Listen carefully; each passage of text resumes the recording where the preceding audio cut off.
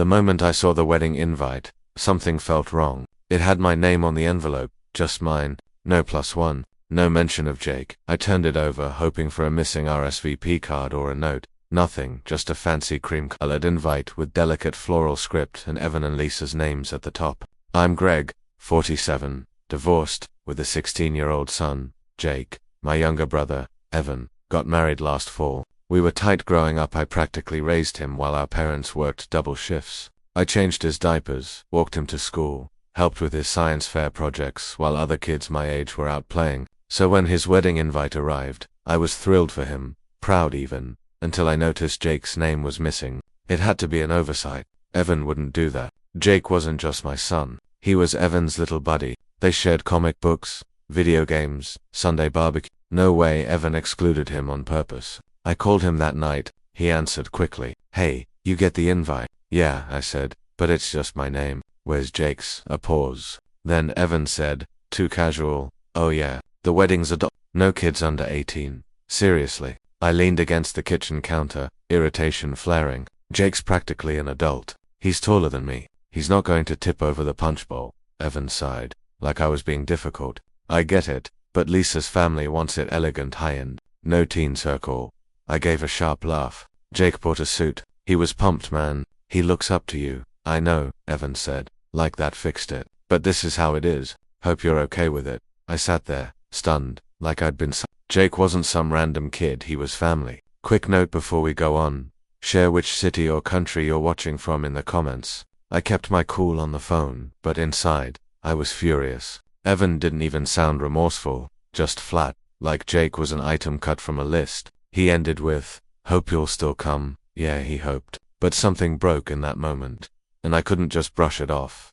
I didn't sleep that night, staring at the ceiling, replaying Evan's words. It wasn't just the wedding, it was the slow drift, the way he'd started pulling away.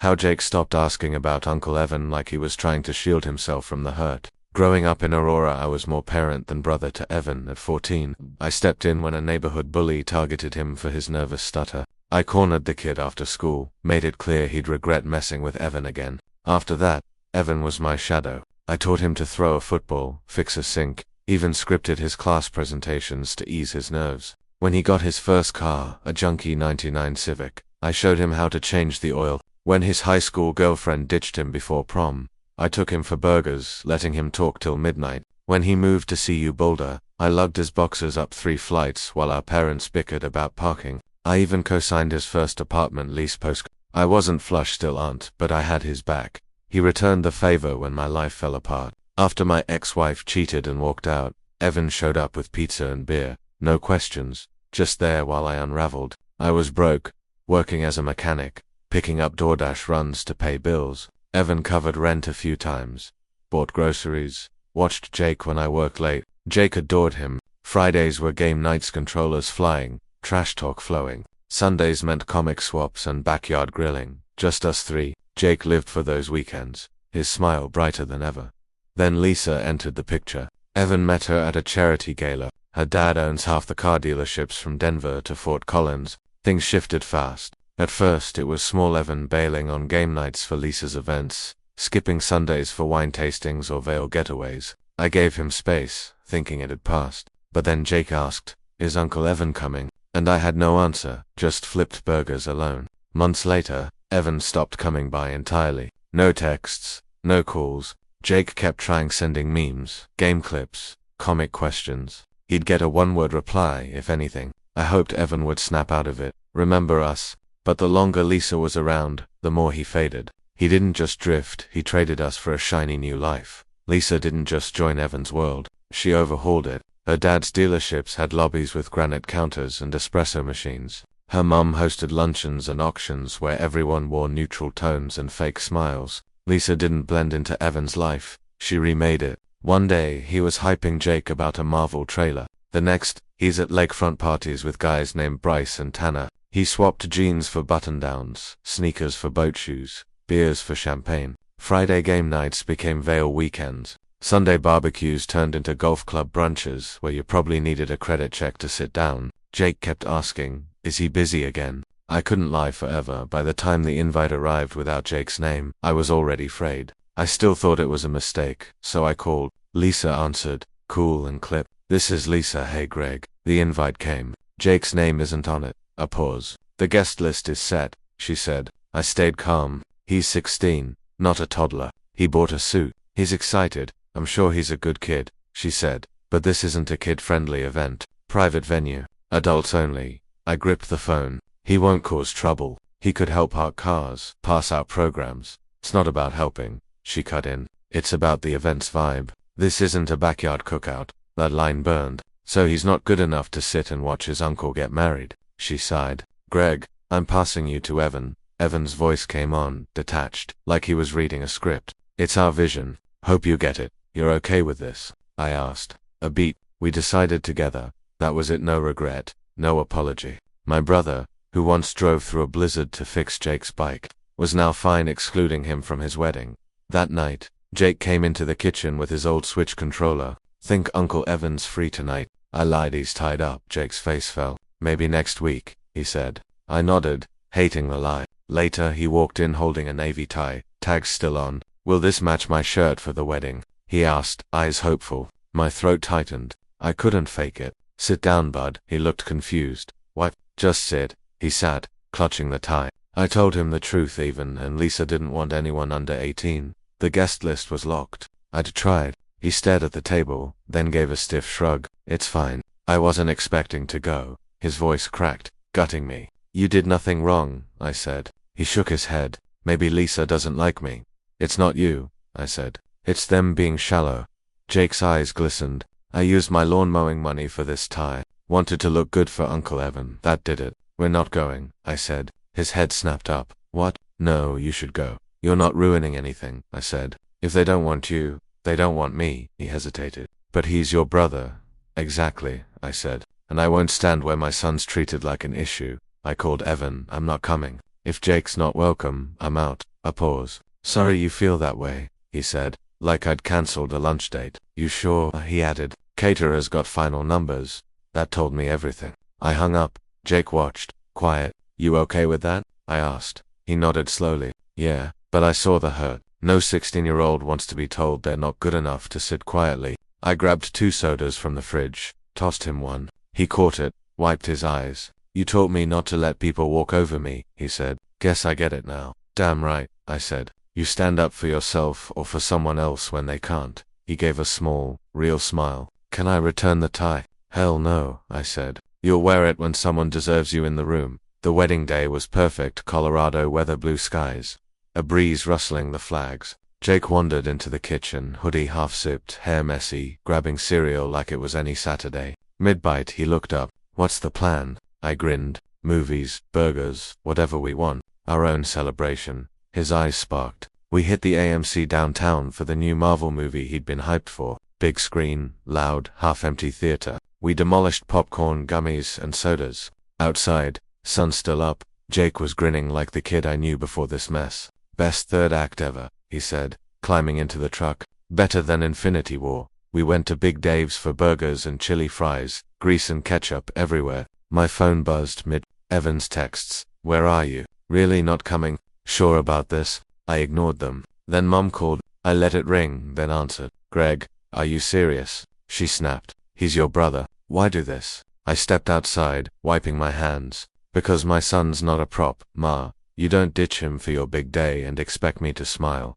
She sighed. Lisa's family. I don't care about Lisa's family. I cut in. They don't get to decide who matters. A pause. I raised you both, she said softly. I hate this. Then tell Evan that before he traded us for shrimp cocktails. I hung up, watched a kid chase a soccer ball across the street, then went back inside. All good? Jake asked. Perfect, I said. Ready for round 2? He laughed. Milkshakes. We didn't mention the wedding again. We kept moving. Milkshakes, arcade, then home for Mario Kart and freezer pizza. Around midnight, Jake's socks on the coffee table, controller in hand. I thought, this is what showing up looks like. He didn't say it, but I knew he felt it. Evan could keep his tux and toasts. I had my kid, my truck, and a damn good milkshake. The next few days felt like hitting a brick wall repeatedly. Mum called Monday, voice sharp. You embarrassed Evan in front of Lisa's family. They asked where his brother was during the toasts. He should have thought about his guest list, I said. You could have sucked it up for one day. No, I said. That's not how this works. She huffed. You're stubborn, and he's spineless. I shot back. Hanging up. Dad said little, as usual. When I dropped off tools at their place, he looked at me and said, should have let it go for one day. That's the problem, I replied. Everyone keeps letting things go. Then you don't know your own family. He shook his head and walked inside. Cousins texted.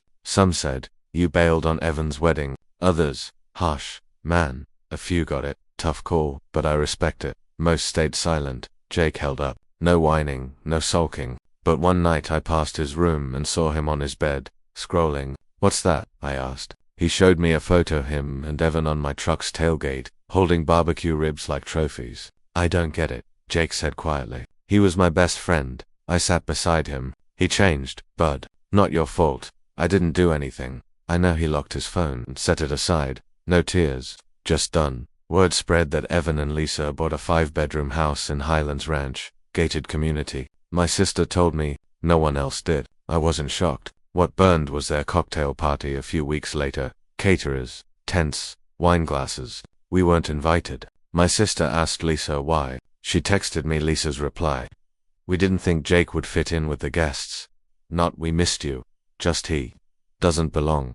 Like he was a broken toy. I showed Jake the text. He nodded once, grabbed his basketball, and went outside without his jacket. Before Christmas, Mum called, voice syrupy. I want you both here this year. Evan and Lisa too. Will Jake be respected? I asked. Her pause was too long. That's enough, I said. I don't control everything, Greg. Come for me, I'll think about it. I asked Jake what he wanted. I don't want to miss Grandma and Grandpa, he said, eyes on his phone. Okay, I said. We go together or not at all. If it feels off, we leave. Christmas Eve, 5 p.m. Jake wore the damn tie to make Grandma smile. Lisa barely acknowledged us, flashing a tight smile before turning back to her wine chat with her mum. Evan gave a quick nod like he wanted to speak but couldn't. The room felt sterile. Hors d'oeuvres instead of chips, piano music instead of Dad's rock CDs. Jake whispered, we staying? For now, I said. At dinner, a long table with cloth napkins and wine for everyone except Jake. A folding table in the corner was set for 4. Kids' table, someone said. Jake looked at me. I looked at Mum. She avoided my gaze. He sat quietly. I stayed at the main table, every muscle tense. Lisa's dad stood, glass raised. To new traditions and fresh starts, he said. And to family, however it changes. It felt like a knife twist. Like we were scraps from Evan's old life. After dinner, Jake and I pulled Evan aside. Got you something, Jake said, handing him a framed photo us 3 camping 5 years ago, laughing by a fire. Evan took it, glanced at it, nodded faintly. Thanks. No smile, no memory. We left soon after. After Christmas I stopped chasing peace with people who didn't want it. That winter I bought a beat-up '03 Tacoma off Craigslist. Solid frame, rough engine. A project for me and Jake. Weekends became garage time tools, grease, progress. I taught him to swap rotors, fix radiators. He learned fast. I got him a job at the detailing shop where I started at 17. His first paycheck was a trophy. He posted truck updates online, new wheels, clean undercarriage. Evan's old friends commented, wish my dad did this. Jake stood taller. Then Lisa's family hit the news. Their big charity, Gatorade carpet, champagne fountains got tangled in a tax scandal. Fake receipts, shady non-profits. The IRS was on it.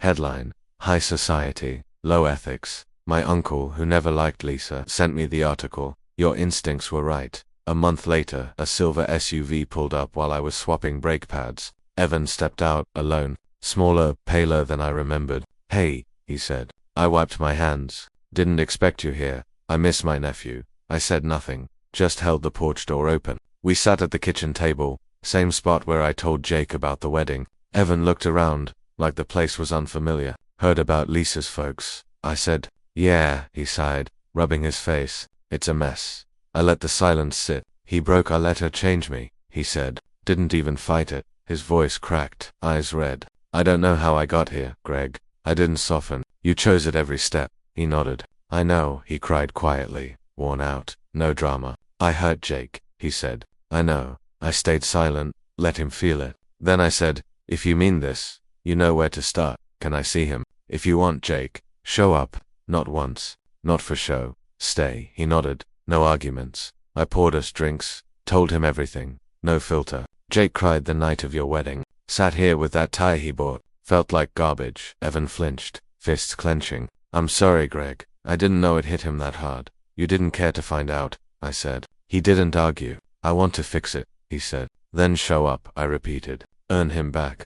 The next Saturday, Evan arrived early. Jake was on the porch with fishing rods. I watched from the window as they loaded up and left. They came back sunburnt, smelling of lake water. Jake carried a takeout bag. Uncle Evan's buying burgers. He grinned. Let me pick the radio too. We ate on the porch. No tension. Just us three. After, Jake leaned back. Felt like old times. I didn't say anything. Let it sink in. Evan's been around since, not every day. Not perfect. But he shows up. Calls Jake. Helps with the truck's tailgate. Fumbles but tries. It's a start. I've learned family isn't blood or invites, it's who stands with you when it's hard. When it costs something. Being a man sometimes means standing alone so your kid knows your values. And sometimes, the ones who hurt you return, humbled, ready to mend what they broke. Evan might be one. We'll see.